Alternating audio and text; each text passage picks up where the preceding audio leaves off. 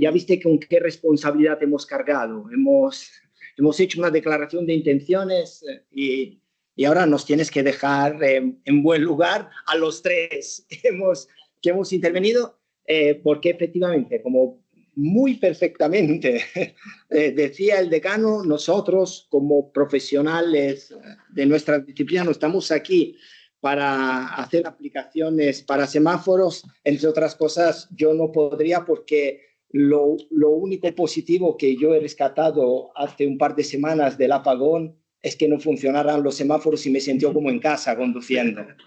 He llegado mucho antes a cualquier sitio, ¿no? El secreto es lanzarse al hueco, ¿no? Bueno, antes que el resto. Hoy nos acompaña, y se lo agradezco inmensamente, a José Luis Bolsán de Moraes, que es doctor en Derecho por la Universidad Federal de Santa Catalina, de Brasil, y por la Universidad de Montpellier I en Francia. Es profesor, como pone cada profesor titular, aunque creo que en Brasil podemos decir, aunque él recela de eso, es catedrático de Derecho Constitucional y Digital en la Universidad de Vitoria, profesor visitante en la Universidad de Florencia, en la Universidad de Sevilla, es investigador de una agencia que no sabría pronunciar, pero que bueno, que es como la Agencia Estatal de Investigación en España, es miembro de muchos proyectos. No voy a extenderme en la presentación, porque además todos los académicos investigadores que han pasado por aquí o que yo he conocido de Brasil, aquí en Oviedo y en otros lugares de España, todos conocen a José Luis Bolsán de Moraes. O sea, o es muy pesado o es muy bueno. Ha sido actualmente da clase en el posgrado en Derecho a la Facultad de Vitoria, ha sido abogado del Estado de Río Grande do Sul, que es muy grande, ante los tribunales superiores, coordinador del Grupo de Investigación Estado y Constitución, de la Red de Investigación Estado y Constitución, y luego una cosa que a mí me parece especialmente meritoria, porque he tenido ocasión de vivir, de participar en ello, es el creador y coordinador de Ciberleviatán, el Observatorio del Mundo en Red, que es una magnífica iniciativa. Miguel también estuvo, de la que daremos debida publicidad, porque se aprende mucho. Fue miembro del grupo de expertos para la reforma de la legislación migratoria, ha sido vicepresidente académico de la Comisión de Mediación y Prácticas Restaurativas, de otra sigla que no sabría decir, hasta 2018. Bueno, en fin, muchas cosas. Entre sus más recientes publicaciones, este libro, estas reflexiones sobre Estado, Constitución, Democracia y Tecnología, experto en la materia que ven a tratar hoy, y le doy la palabra. Gracias, Roger. Buenos días.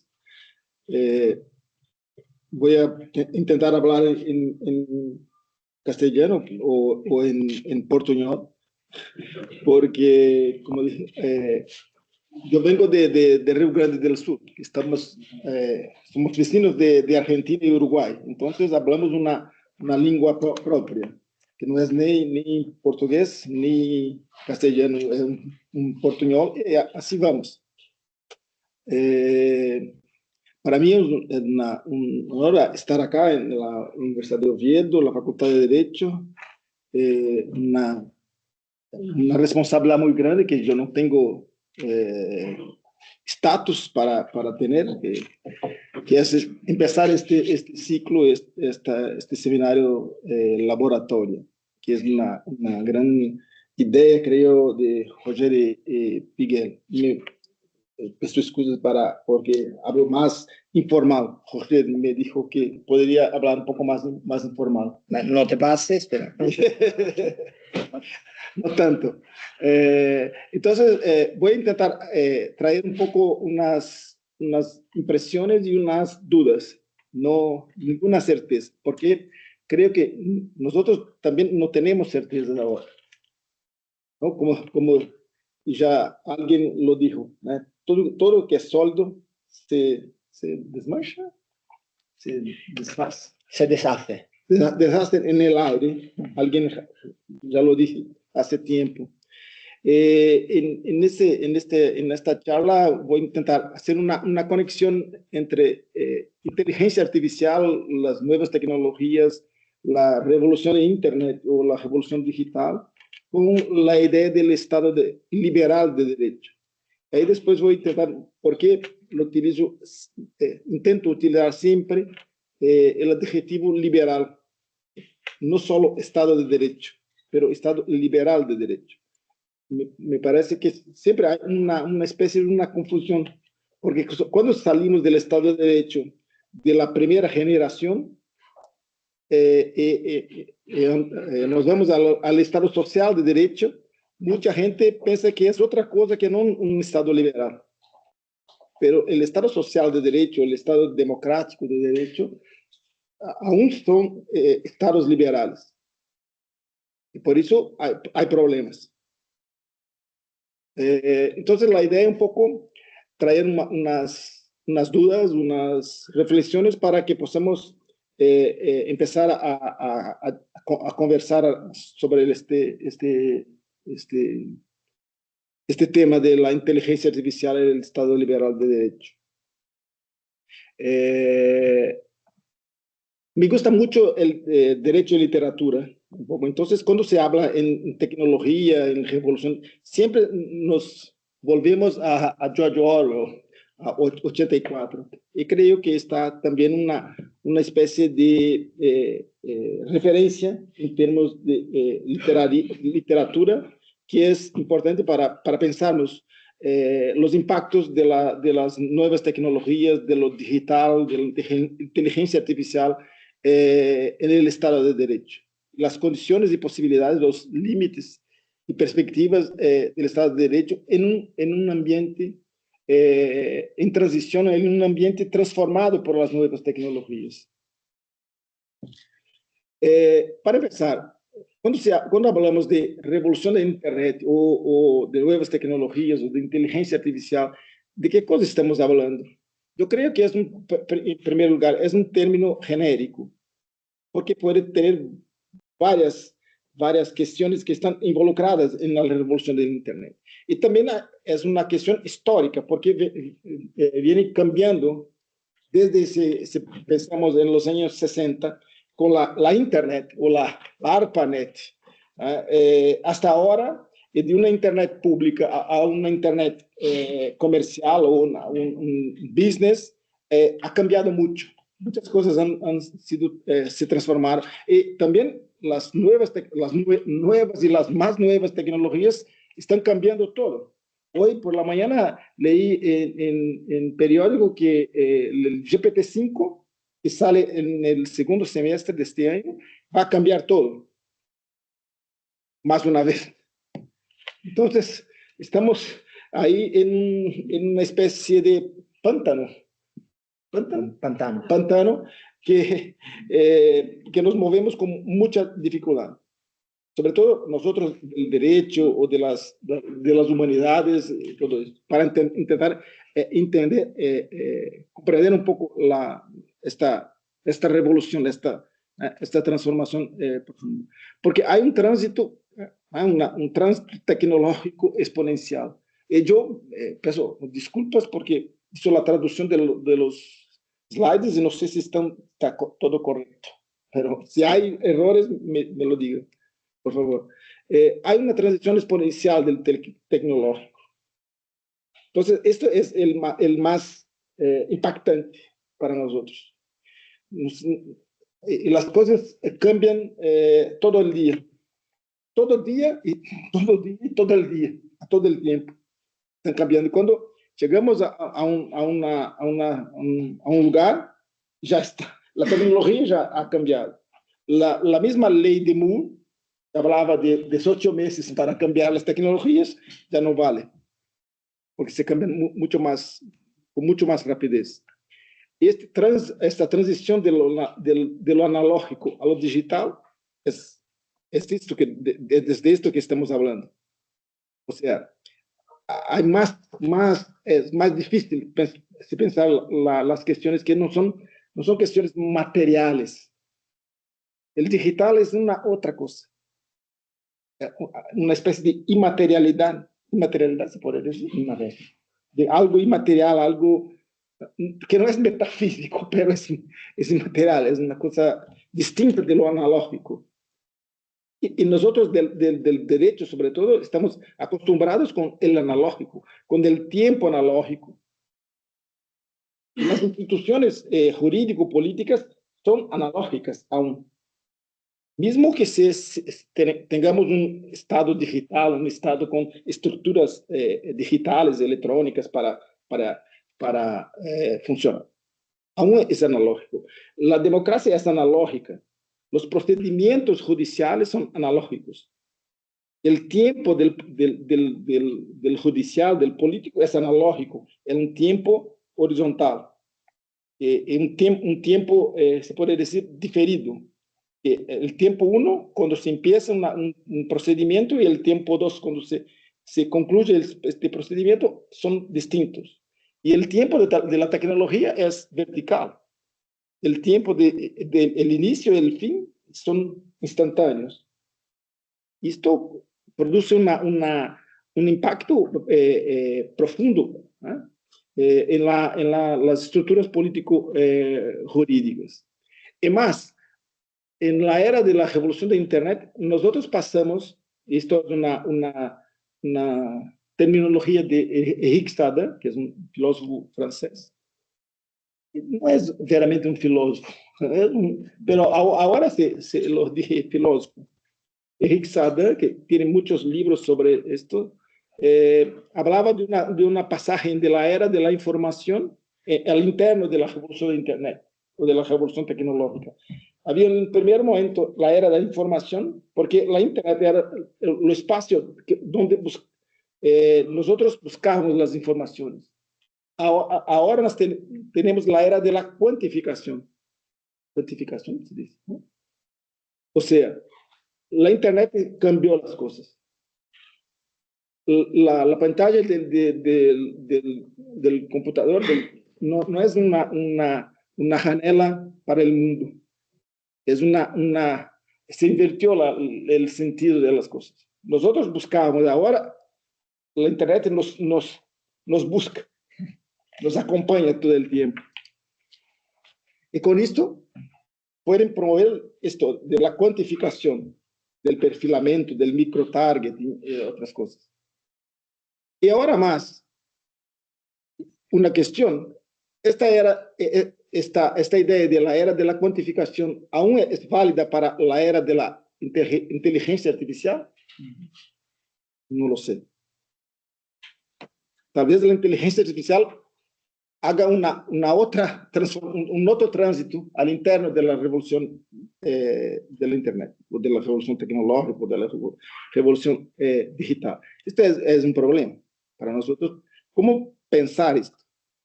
Y siquiera tenemos capacidad de enfrentar la era de la cuantificación, entonces ya estamos en una otra era, en un otro momento.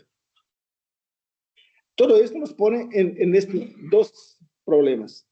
La idea, en Brasil, mis alumnos me llaman el profesor crisis, porque estoy siempre hablando de las crisis del Estado, las crisis de la Constitución, de todo esto. Pero para mí vivimos en una crisis permanente, ahora, sobre todo ahora, en la revolución de la Internet. Pero la crisis no es negativa, solo negativa, no es solo un problema, son posibilidades nuevas también. Claro que para nosotros, para los juristas, las crisis son normalmente negativas. Las conductas desviantes, los crímenes, no cumplimientos de los contratos, de todo esto es una crisis. Y parece que es algo negativo. Pero la crisis también pone en abierto las posibilidades. Todo es posible. Porque si no estamos condicionados, presos por las estructuras pasadas, podemos pensar cosas nuevas, estructuras nuevas. Y es a esto que la revolución de Internet nos llama, a pensar cosas nuevas, pensar respuestas nuevas para los problemas nuevos, no poner los problemas nuevos en las estructuras viejas, porque eso no es posible, porque los problemas nuevos son muy grandes y distintos. Pero esto nos pone en una situación que es del interregno. ¿No? La idea del interregno, Gramsci utilizaba en el siglo XX, Marramao en Italia utiliza la idea, ¿no?, de que las estructuras del pasado ya no responden a los problemas del presente. Aún no tenemos otras estructuras nuevas para responder a ellos. Entonces estamos en el interregno entre un rey y el otro, un rey que está muerto y el otro que no empezó aún. Esto es un poco, pienso que para nosotros del derecho es un poco una sensación de anomía, una sensación de impotencia, de incapacidad. Pero es lo que vivimos hoy, el interregno. Y ahí, si estamos en crisis y si estamos en el interregno, ¿cómo se puede explicar y cómo se puede pensar el Estado de Derecho? Para mí hay el primer problema, el lugar del Estado de Derecho. Porque cuando hablamos de Estado de Derecho, hablamos de Estado como una estructura jurídico-política de la modernidad, con sus características propias, y de derecho es un adjetivo, un calificativo. Pero este derecho del Estado es un derecho que es producto del Estado. Y la revolución de Internet, como lo he dicho, le pone fin a la idea de geografía, la idea de territorialidad, la idea de fronteras, de espacio físico limitado. Y ahí, ¿cómo pensar entonces Estado de Derecho, si no hay más el lugar del Estado? ¿Y cómo pensar el de derecho? Porque el derecho ya no es más un producto del Estado. No, o por lo menos no es más solo un producto solo del Estado. Tenemos otros derechos distintos, separados afuera del Estado. Entonces, esto pone el problema de una crisis, por esto, con la idea, que es una idea de Rodotà, no es mía, del fin de la geografía. La idea de geografía como geografía física, el espacio, la territorialidad. Y también me parece que se puede pensar el fin de la geografía institucional. O sea, si nosotros no tenemos más la estructura del Estado con sus características de la modernidad, entonces la idea de institucionalidad democrática o la institucionalidad del Estado de Derecho también entra en crisis. ¿Qué significa esto? Esto es una reducción de la idea de Estado de Derecho. Se puede decir el fin del Estado de Derecho. O es una trascendencia, una transformación del Estado de Derecho. Puede ser una transformación. Por eso nada es, pero todo es. Nada es posible, todo es posible. Es una reducción, un fin del Estado de Derecho, una posibilidades nuevas. La segunda cuestión, ¿dónde está el derecho? ¿En qué lugar el Estado? Si no hay más Estado de Derecho, ¿dónde pensar la idea de derecho si no hay más Estado? El locus no está más. ¿Ah? Algunas personas piensan transferir el Estado de Derecho, la idea de Estado de Derecho, la idea de Constitución para el ámbito internacional, el ámbito global. O una idea que yo yo pienso como la idea del constitucionalismo del común, de lo común. O sea, ¿cómo pensar si el Estado de Derecho es un valor, es una identidad, es una estructura que interesa, y si ya no podemos pensar el Estado de Derecho en el ámbito del Estado, ¿dónde pensar el Estado de Derecho? Entonces, esta es otra cuestión que me gustaría poder para compartir y pensar con ustedes. El otro problema, el Estado de Derecho, ¿cómo y o qué? ¿Ah?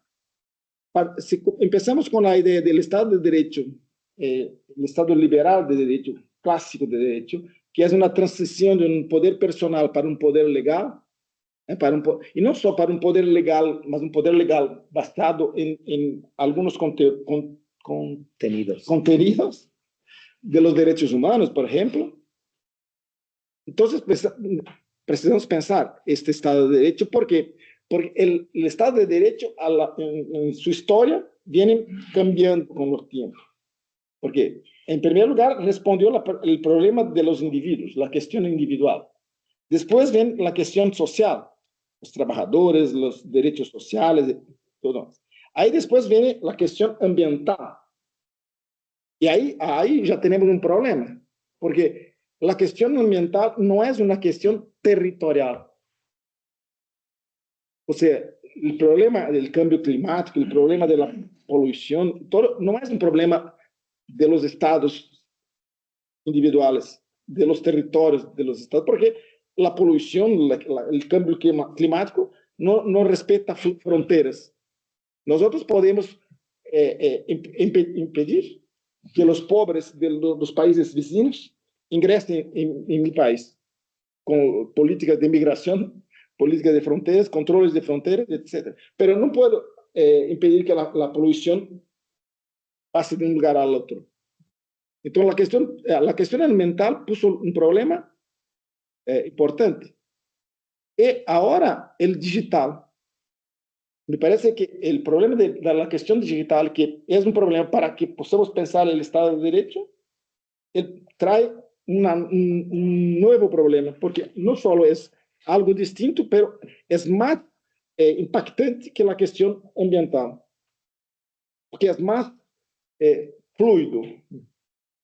Yo leí un texto, porque, por ejemplo, se hablaba siempre del líquido, ¿eh? Bauman hablaba del líquido, todo era líquido para Bauman, ¿eh? El amor líquido, todo era líquido. Y ahora leí, hasta el agua. Hasta el agua.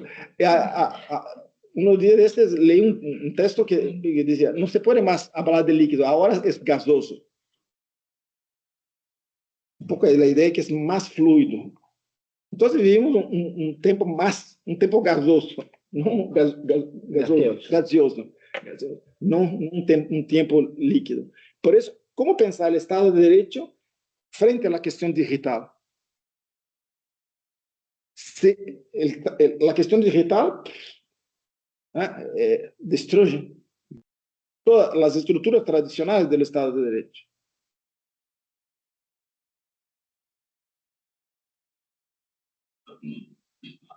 Un otro problema. ¿Por qué Estado de Derecho? ¿Por qué nosotros tenemos esta fixación con el Estado de Derecho? Si nosotros, en una perspectiva más amplia, hablamos con los sociólogos, los economistas y otros, y tomamos en prestado los datos. El Estado de Derecho nos dio lo que prometió, o la idea del Estado de Derecho es solo una narrativa.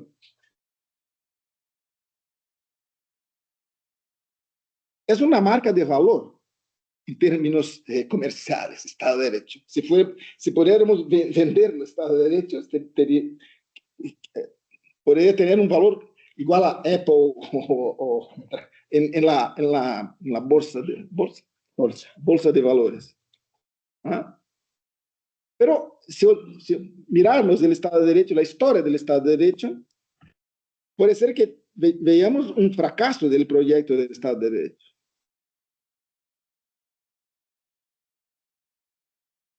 Y aún más, tenemos problemas no solo genéticos al Estado de Derecho, como lo dijo, que es un Estado liberal, por tanto no es otra cosa que no un Estado capitalista, en la perspectiva económica, tenemos problemas contingentes del Estado de Derecho. Un poco esto que voy a intentar mostrar a ustedes. Esta es una charge, ¿sí? Es una charge, pero el problema del Estado de Derecho, todo está, la crisis financiera, crisis, problemas de cambio climático y todo, pero todo va a una sola persona. Todo alimenta a una sola persona. El pingüino está todo. Ese es el problema del Estado de Derecho, porque el Estado de Derecho es un Estado capitalista. Como dije, un gran amigo de Coimbra, el profesor Avelas Nunes, es las máscaras del Estado capitalista. La idea del Estado de Derecho es una máscara del Estado capitalista. Esto no significa que estoy metiendo fuera la idea del Estado de Derecho. Estoy intentando pensar críticamente el Estado de Derecho.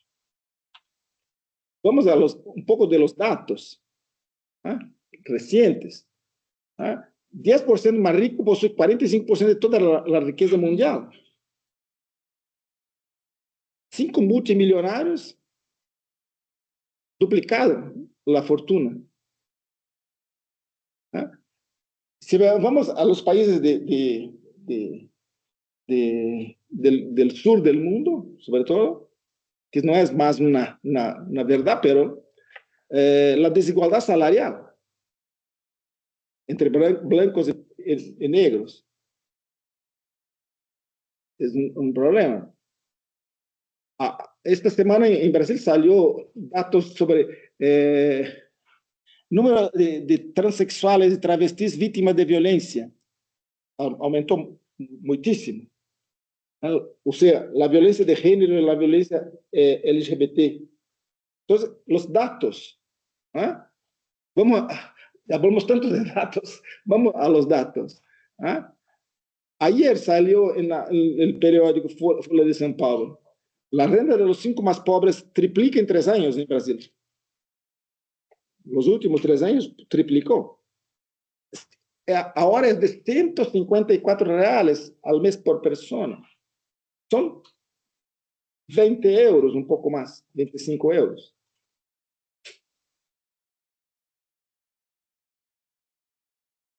Pero no es un problema de Brasil. Se ve ahí, 5,6 millones de pessoas não têm acesso à saúde. 67 milhões de mulheres morrem cada ano por problemas de como se diz, ablação de mutilação genital. 2,3 millones de pessoas tienen hambre. Entonces, los datos.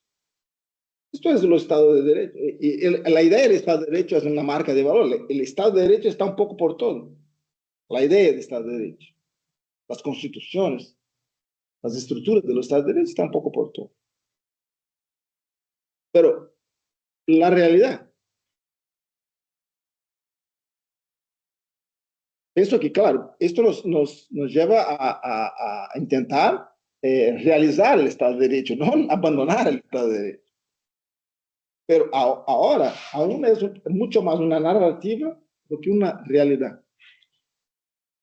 Pero, por eso la pregunta, ¿por qué Estado de Derecho? Ahora, ante la cuestión digital, si ni la cuestión individual, ni la cuestión social, ni la cuestión ambiental, el Estado de Derecho solucionó. Sí. Un poco la imagen del Estado de Derecho. Es eso.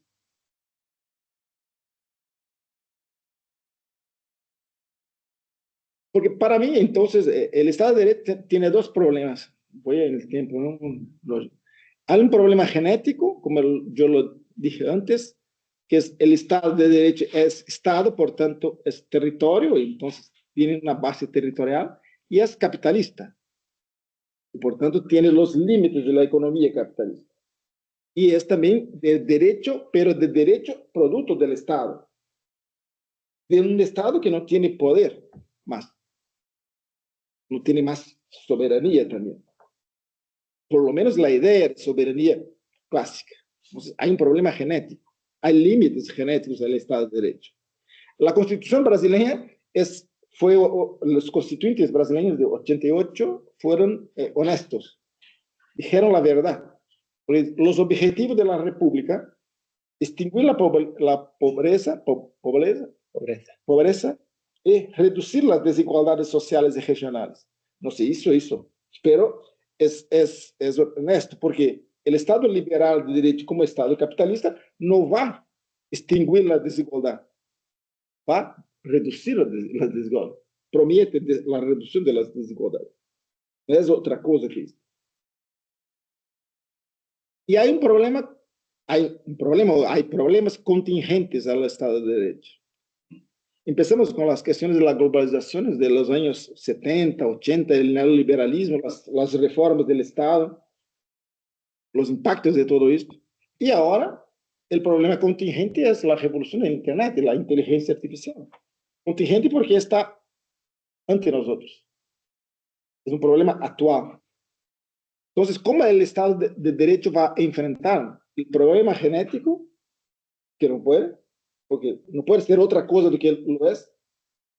Pero ¿cómo va a enfrentar el problema contingente? Sobre todo la revolución de Internet y la inteligencia artificial. Nosotros podemos tener tres posiciones ante eso. Una posición utópica, tecno-solucionista o algo así. O sea, las nuevas tecnologías van a solucionar todo, nos van a dar las respuestas, que bien, está todo resuelto. Como pensábamos a los inicios de los años 2000, hasta Cambridge Analytica, la idea de que las nuevas tecnologías venían para amplificar la democracia. Más gente en el ambiente democrático y mejor participación en el ambiente democrático. Distinta participación en el ambiente democrático. Después de Cambridge Analytica, cambió todo. ¿Por qué? Porque las nuevas tecnologías muchas veces impactaron negativamente las democracias, las estructuras democráticas. Y ahí la otra posición, los net apocalípticos. Entonces las tecnologías, debemos abandonar las tecnologías porque todo será distópico. Las tecnologías vienen para destruir todo.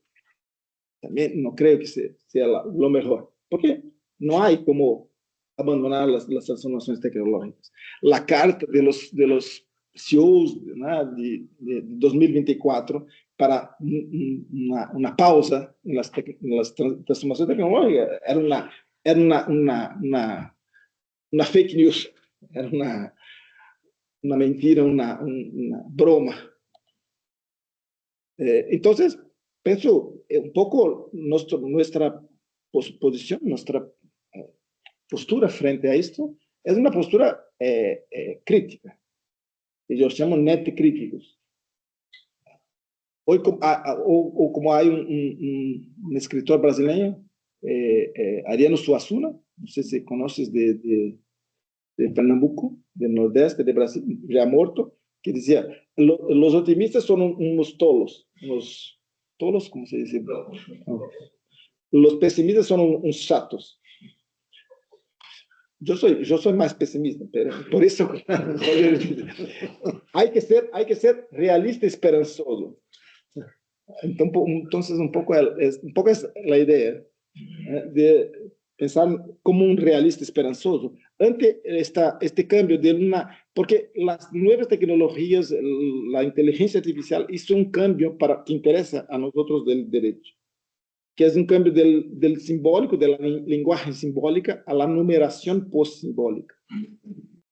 O sea, del texto a la matemática, a la estadística, del lenguaje simbólica a la estadística, a lenguaje dura, natural.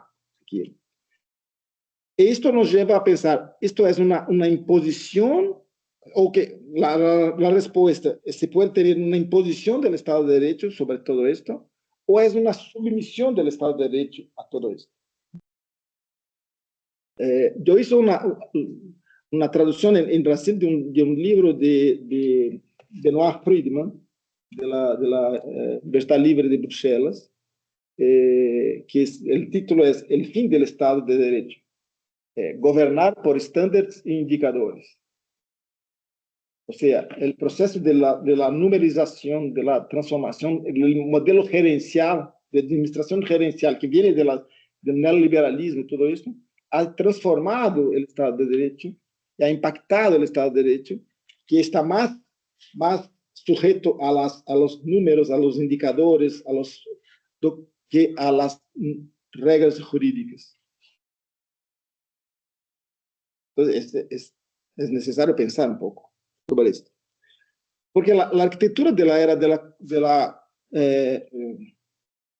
de la cuantificación, las dos es posible porque tenemos más conexiones y tenemos el Big Data, con la exponencialización del volumen de datos, las técnicas de almacenamiento, la capacidad de tratamiento de los datos, la numeración, la velocidad. Esto todo nos lleva a un conocimiento algorítmico funcional utilitarista, que está en la base de la transformación tecnológica. Y esto es un concepto también porque el tiempo, después puedo explicar un poco esto. En la era de la cuantificación con base en esta arquitectura puede hacer una actividad orientada al futuro, la predicción. Puede transformar la era del acceso a la era de la digitalización de la vida. Todo es, todo es posible de se transformar en números, en datos. La inteligencia artificial son números, son datos. Y todo esto permite que se produzcan incitación a las conductas, prescripción de deseos, coerción, como ejemplos de esta transformación de la era de la información en la era de la cuantificación. Y ahora con la era de la inteligencia artificial, lo que pasará. ¿Qué pasará? ¿Qué pasará? ¿Qué pasará? Roger y Miguel tienen la respuesta. Esto todo pone en cuestión el Estado de Derecho. Ya a mucho tiempo se discute la cuestión de la privacidad, de la libertad, y también la cuestión de la igualdad. Cómo la igualdad viene impactada por esta nueva era de la revolución de Internet. Con la social discrimination, o con la clasificación de datos de personas, el perfilamiento de personas, de todo esto. Este cambio, este giro matemático. O sea, transitamos para una lógica de la estadística y del software. Es lo que dije Benoit Friedman. Benoit Friedman creó esta idea que es ONNIS, como OVNIs, objetos normativos no identificados. Cada vez más tenemos objetos normativos que no son productos del Estado, productos del legislador, vienen de otros lugares. Y tienen una capacidad impositiva, un impacto mucho más fuerte que el propio Estado. Esto todo promueve una desventaja acumulativa para la libertad y para la igualdad. Por eso que lo digo, la estructura se empuja, cae todo por encima de nosotros.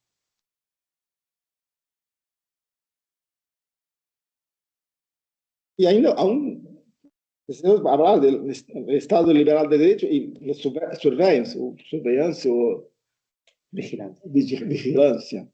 Y ahí volvemos a Orwell.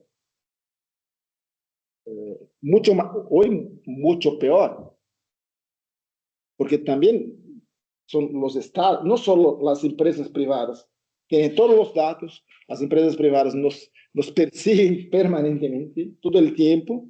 Estamos ahí con el celular y está el GPS que sabe que estoy acá. Me dijo, está ahí en Oviedo, ¿quieres algo de Oviedo? Entonces, me ofrece cosas. ¿Ah?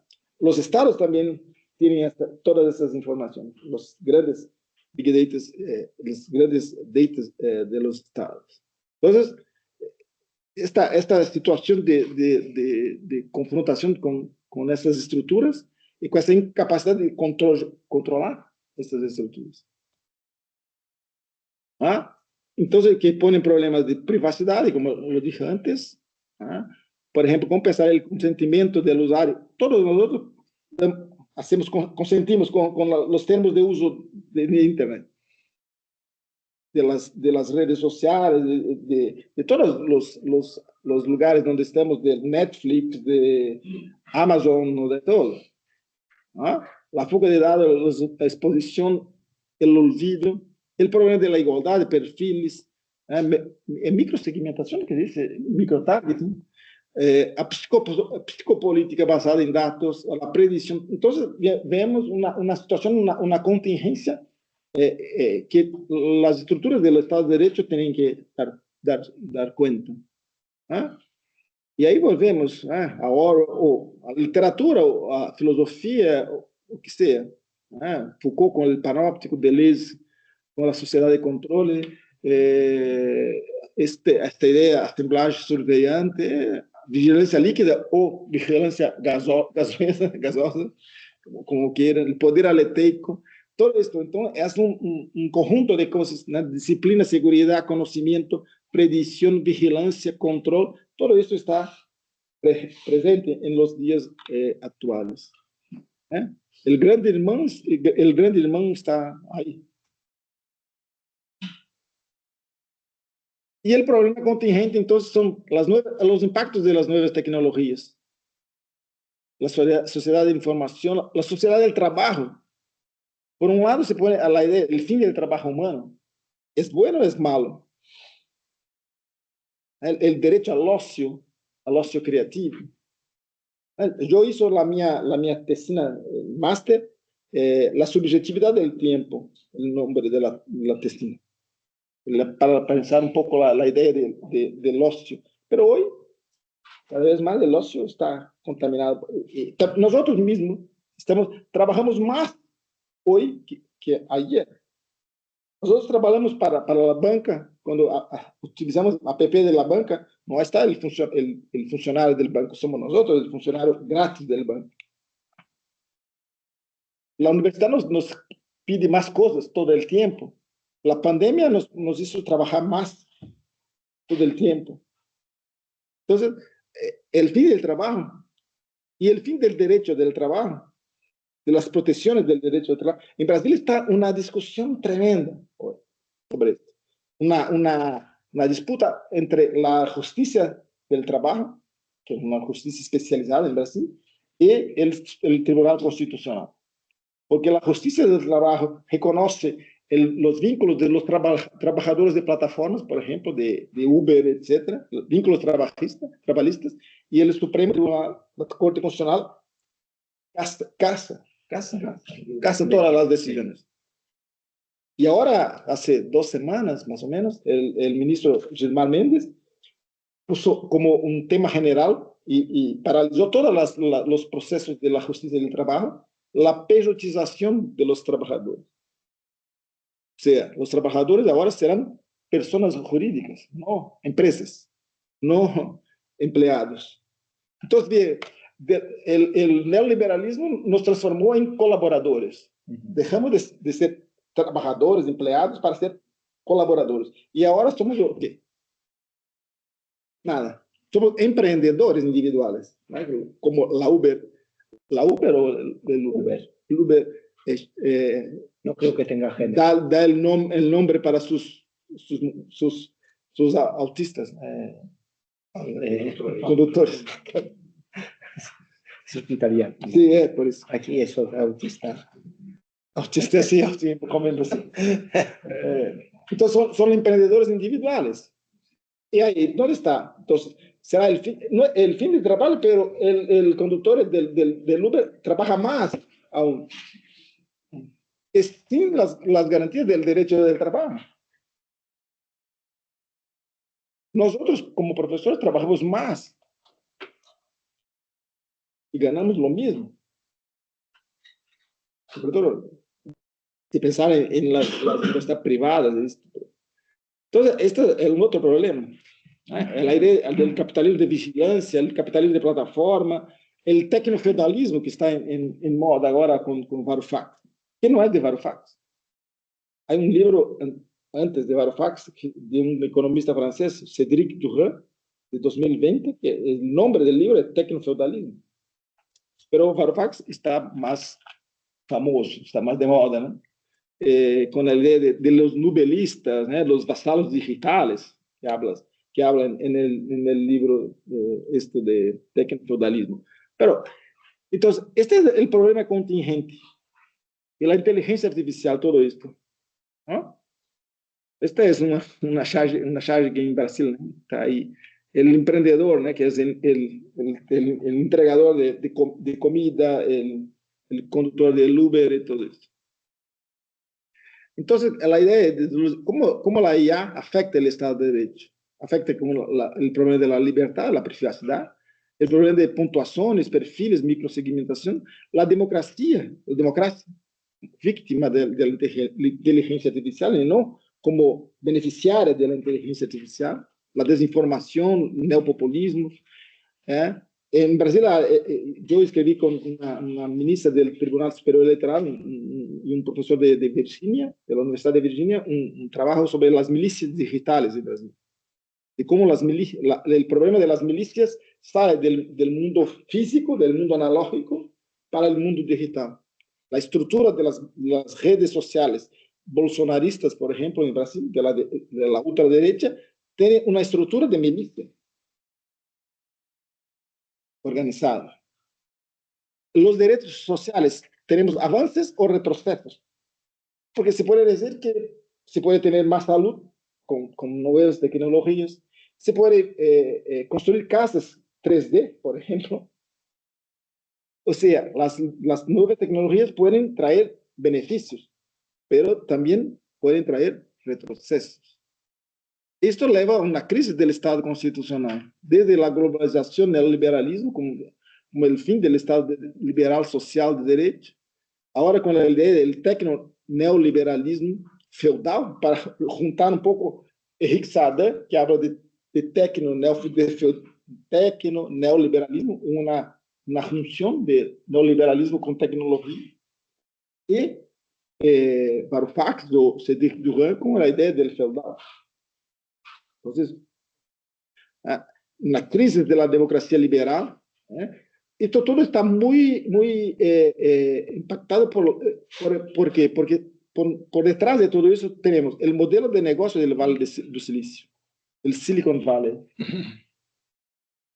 O sea, la arquitectura de las redes, la arquitectura de la transición tecnológica está sustentada por el modelo de negocio del Silicon Valley. Y el modelo Silicon Valley está estructurado con esta idea, con esta arquitectura, con este design, con esta estructura que es el modelo MED. Motivación, atención y design. La economía del tiempo. Cuanto más tiempo conectado, cuanto más tiempo estás ahí, más genera datos, más genera ganancias para las big techs. Una idea de una falsa democracia, el neopopulismo. Y ahora creo que la imagen de la pose de Trump con los CEOs de las big techs juntos, ahí nos pone un alto problema, que es, ahora no solo las big techs no están fuera del Estado, están dentro del Estado, conducen al Estado. El otro problema. El meteoro viene, ¿no?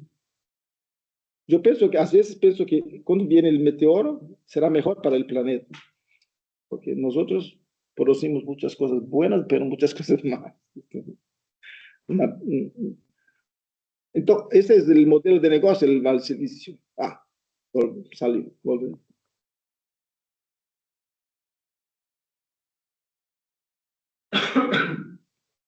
capital digital de vigilância, todo isso. Não tenho mais tempo, Rogério está me...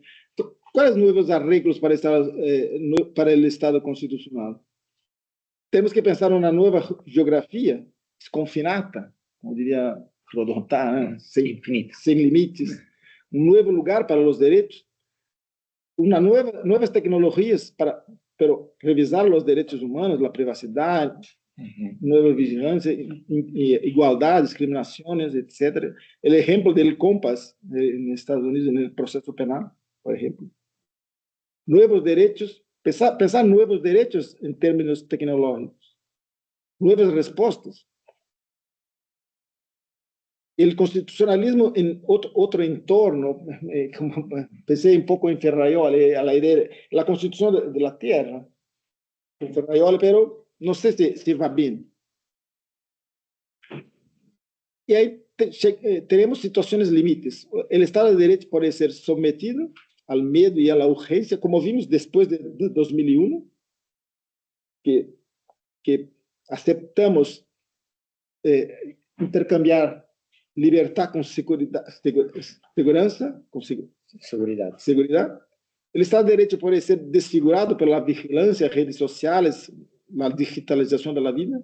Pode ser confrontado, ou seja, quando o poder sai da política, sai do Estado, das estruturas político-jurídicas, este poder das big techs pode confrontar o Estado de Direito. O Estado de Direito pode ser redesenhado, está correto? Um novo desenho para o Estado de Direito, como disse Benoit Friedman, sobretudo porque os objetos normativos não identificados de Benoit Friedman, a ideia de normas técnicas de tudo isso, estándares, indicadores de tudo, o Estado de Direito pode ser desmantelado. Sim, correto.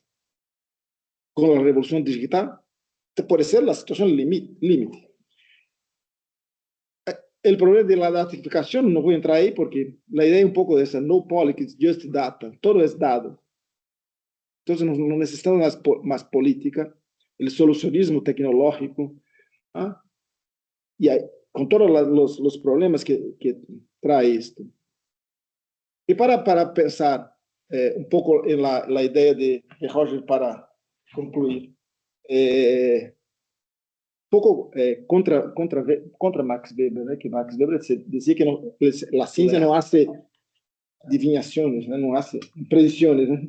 Pero pensando um pouco no princípio da esperança, se há esperança, o princípio da esperança, eu creio que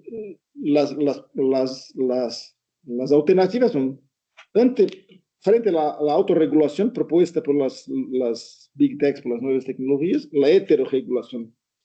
Recuperar la heterorregulación. Una regulación fuerte. Una regulación basada en un sistema protector de derechos.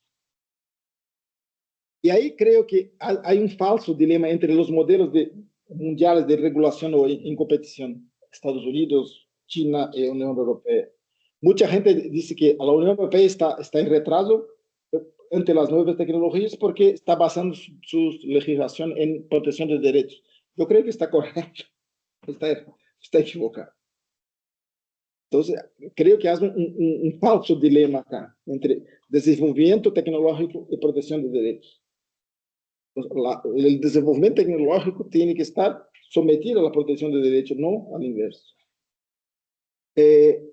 Tal vez para isso pensar um trânsito do individual ao comum, ou seja, pensar os bens digitais como bens comuns.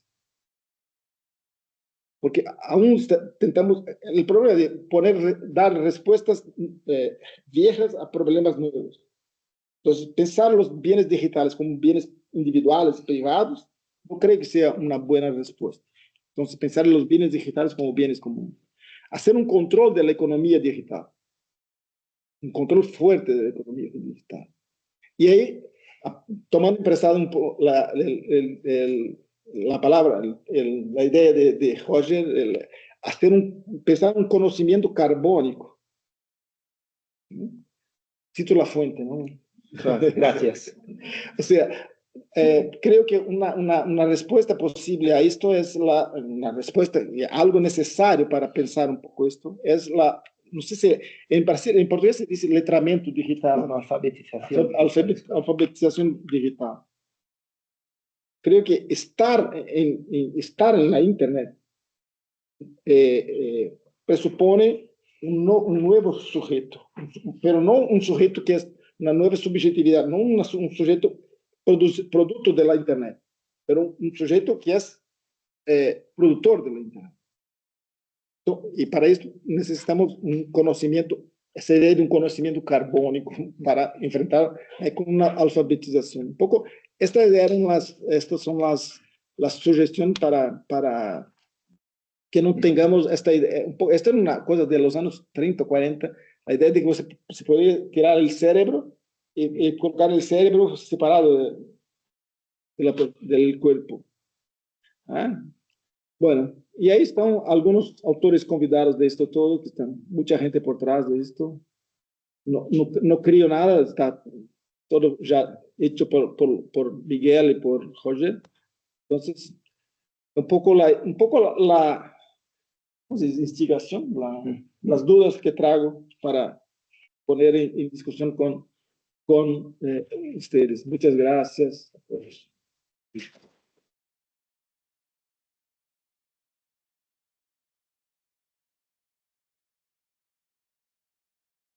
Muchísimas gracias, José Luis. Sí, sí, pero muchas gracias por hundirnos en la miseria de este modo, con tu exposición. No, está bien. Además, yo creo que lo que has hecho ha sido, partiendo de tu metáfora inicial de la pérdida de la geografía física, nos has recolocado en el mundo físico. Ahora yo creo que deberías prestarte a eventuales observaciones o preguntas o dudas que el público asistente quiera plantear. Si alguien quiere decir algo, porque que si no lo hago yo. Entonces es mejor que lo haga alguien del público. Si una hoja, pues toma, te doy puedes escribirte, pero me la tienes que devolver. Vale. Primero tenéis precedencia, pero tú estás ahí, tú puedes. Muy brevemente, aunque quizás esto lo vas a contar mañana, ¿no? Es parte de la gente que está hoy no puede estar mañana, preguntarte qué está haciendo Brasil, esto que tú estás contando. Y en relación a lo que tú planteabas sí, que estoy de acuerdo con lo de la idea de la heteroregulación, ¿no? Y la falsa idea de que que estaban en contra de esto decían, no, eso es poner obstáculos al desarrollo tecnológico, cualquier tipo de problema, ¿no?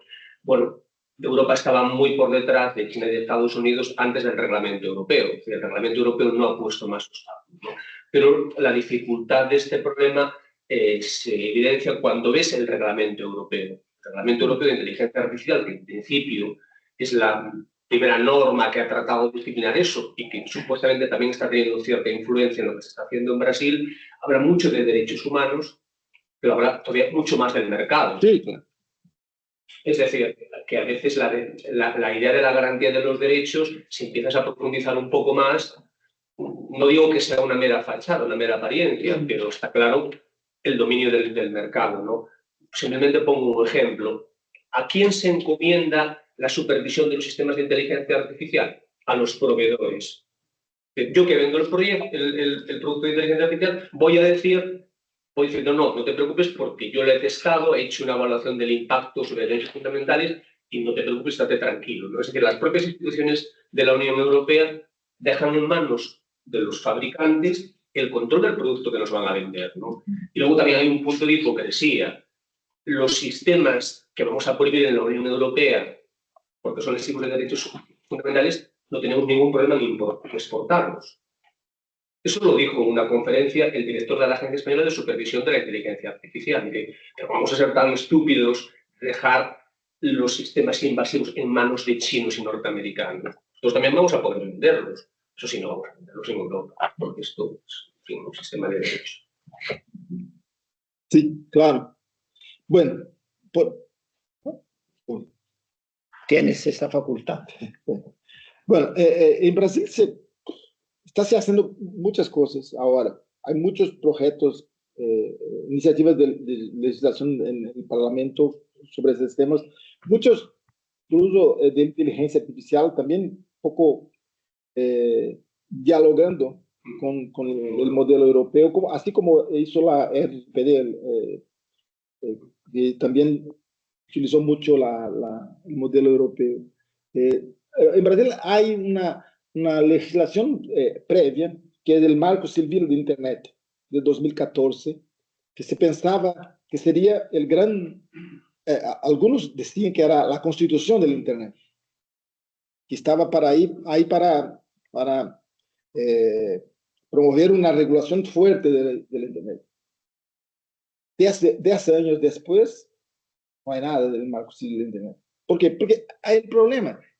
El Marco Civil de Internet es una ley del Estado brasileño. ¿Y cuál es la capacidad del Estado brasileño de imponer sobre todo esto que está?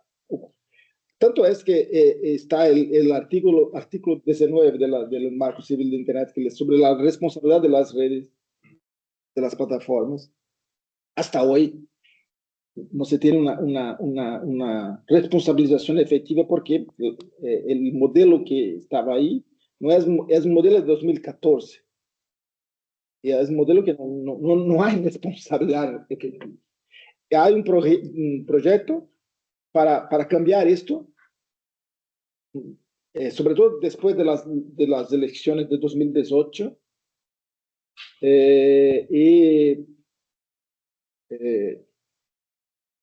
No va, porque incluso el año pasado, cuando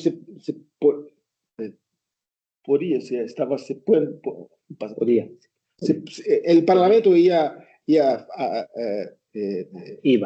a decidir sobre las Big Techs, impedir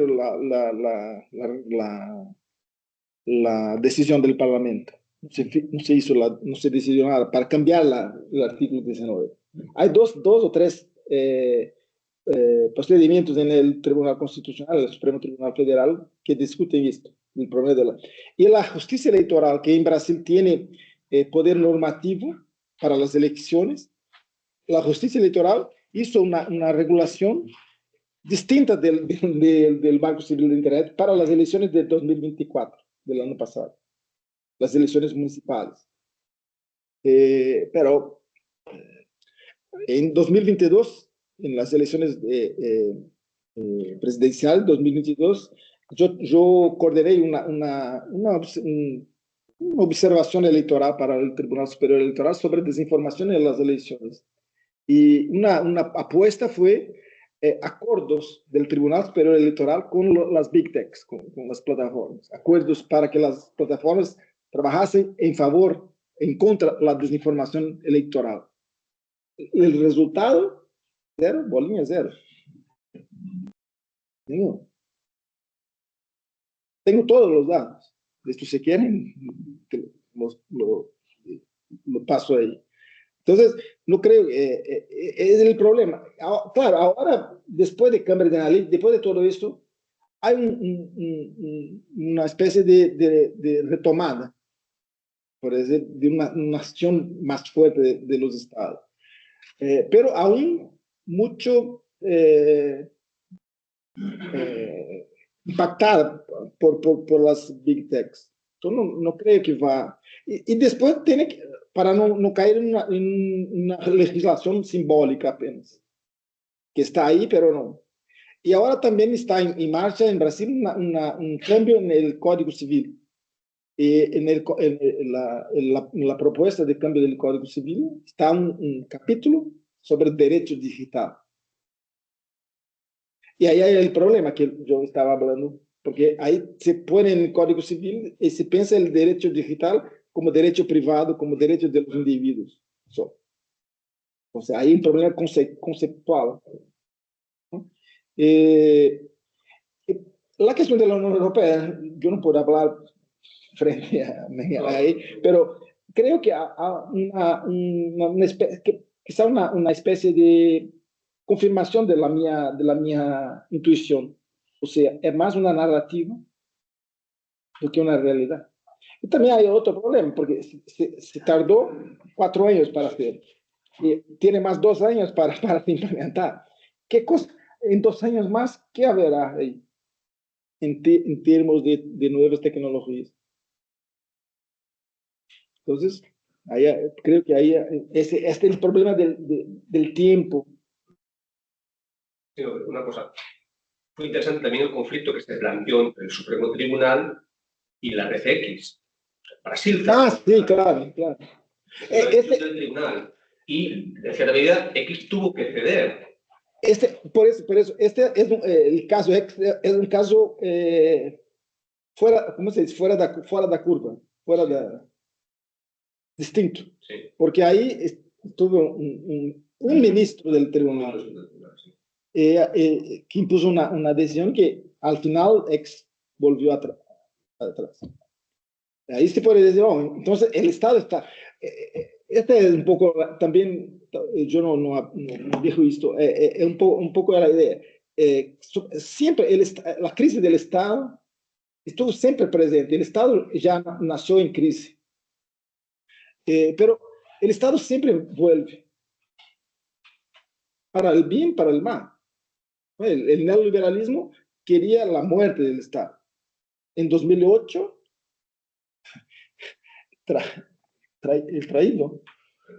trajo el Estado de vuelta para rescatar la banca. Después abandonó el Estado, ¿no? Pero ahora creo que hay una especie de una relación de amor y odio entre el capital y el Estado.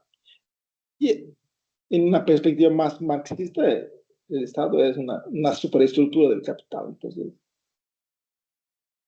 o es más una máscara del Estado. Se pone.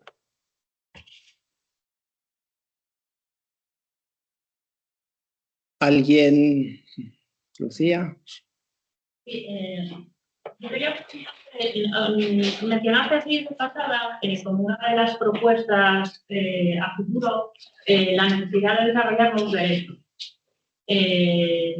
Bueno, sobre esto hay un debate doctrinal acerca de si con los derechos actuales es suficiente para protegernos frente a los peligros, a los riesgos de la tecnología y de la inteligencia artificial. Por ejemplo, el derecho a la intimidad, que ya existe, el derecho a la propiedad, que ya existe, o si es necesario desarrollar nuevos derechos, inventarse nuevos derechos, y de esto hay propuestas como las de Rafael Yuste, etc.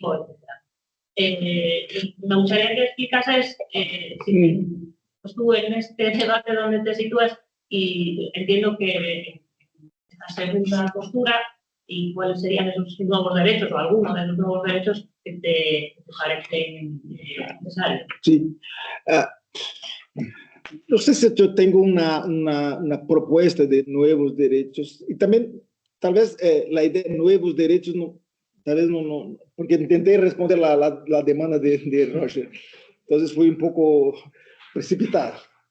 Pero nuevos derechos, se puede pensar nuevos derechos como una reinterpretación de los derechos antiguos, de los derechos actuales, los antiguos, de los viejos derechos. Pero no sé si es suficiente una reinterpretación de los viejos derechos, una aplicación de los viejos derechos para los problemas, por ejemplo, los crímenes que acontecen, los crímenes de calumnia, difamación, ¿se dice? Sí. En Internet, si se puede tratar como si fueran con lo mismo cuadro normativo de la difamación, de la calumnia analógica en el mundo físico. Hay un problema de persecución de estos delitos en Internet también. Entonces, no sé si es posible hacer solo una reinterpretación, una adaptación de los derechos analógicos al ambiente digital. También hay novedades en la era digital, sobre todo en términos de las relaciones entre lo humano y lo como Silícico. silícico, como dice. Lo carbónico y lo silícico. Lo carbónico y lo silícico, como dice Roger. Ahí creo que en este contexto de las relaciones entre uno y otro, de los intercambios, ahí creo que sería necesario pensar algo nuevo. No tengo una definición clara sobre eso, mas esto mucho más una suposición que habría de pensar un poco esto, algo nuevo para tentar entender, para tentar calificar esta novedad que es el silícico, conectado con el carbono. Sí, no tengo, assim, no, hay una expectativa, por eso puso al inicio, es un principio de esperanza, para recuperar la idea, la misma idea de Estado de Derecho, pero un Estado, no me gusta mucho esto, Estado digital de derecho, como muchos hablan de un constitucionalismo digital, o de mismo derecho digital. En Brasil se usa derecho, no me gusta mucho este nombre. Pero la idea de un Estado de derecho adaptado al ambiente digital. Por eso, yo intenté una vez, pero está ahí al lado, pensar en la idea de estatus de derecho. ¿No? Si el Estado está en crisis, pensar estatus de derecho, como una especie de una posición de derecho, que también no desarrollé mucho. Pero no tengo mucho más para poner así, para pensar, como me había Y que la culpa es mía, vamos. No es culpa, pero yo pensé así, que tenemos que pensar eso, porque se habla mucho que hay estructuras de derechos analógicos que no son suficientes para el ambiente digital. Por eso pensar nuevos derechos a partir de eso. Un poco, hay un trabajo antiguo en Italia de Bobbio, que es el Bobbio filósofo de la teoría del derecho, que era de la estructura a la función. Sí. Un trabajo clásico de Bobbio. Por eso, hay una función nueva para el derecho. Entonces, necesita una estructura de nuevos derechos. Por eso, un poco retomando Bobbio, para pensar un poco, Bobbio de los años 30, 40, creo, este trabajo de Bobbio, ¿no? Para el siglo XXI. O sea, ¿cuál es la estructura del derecho para la función que el derecho tiene hoy? Para que pueda ser más que una narrativa.